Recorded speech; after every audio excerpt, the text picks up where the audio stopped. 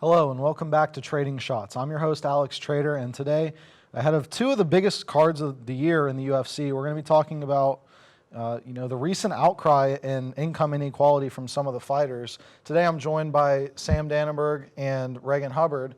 And Sam, what do you think about what we've been seeing from some of the biggest fighters in the UFC recently? Well, MMA right now is the fourth biggest sport in the US.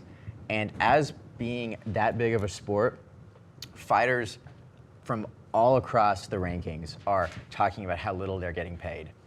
It's compared to different sports like football or baseball or basketball where you're competing every week. In the UFC, which is the largest MMA promotion by far and is creating the culture for the pay, fighters can typically only fight twice a year because of the damage you're taking in. And those fighters, if you're not on a main card, if you're not a Conor McGregor or a Nick Diaz or Jorge Masvidal, you're lucky to bring home like $20,000 for a loss when you're on those smaller cards. I think it's really interesting how in every sport almost you hear people talking about how they're paid too much. And pretty much everybody, no matter their intelligence on the UFC, they can all come to the agreement that the fighters aren't being paid enough, especially because of how physically damaging the sport is itself. Yeah, I think maybe the best parallel where you're looking between two kind of not necessarily equally physically damaging, but both very physically damaging sports with a common variable is Conor McGregor.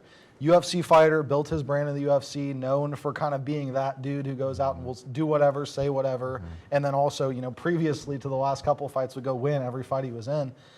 He leaves the UFC for one boxing match against Floyd Mayweather, walks away with $30 million. You're just not seeing that type of money in the UFC.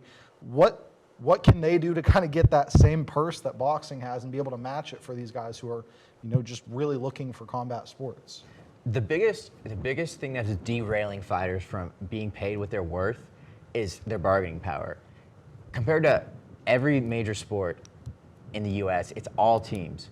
In MMA, they're individuals. They're individuals and their name is all they have. And when there's no group together asking their promotion, pay us more, we're worth more, we're giving you your guys' ability to make money, there's no room for change. And different gyms and organizations are slowly rising up, trying to unionize the fighters, get some collective bargaining, and really make some money and give those fighters opportunities to have their own brand deals, their own advertisements, get fighter insurance, and get paid that can last later on, that after they're done fighting. And with that, that's all the time we have for tonight. Thank you again to Sam Dannenberg and Reagan Hubbard for joining me on Trading Shots tonight. I'm your host, Alex Trader, and we'll see you next time.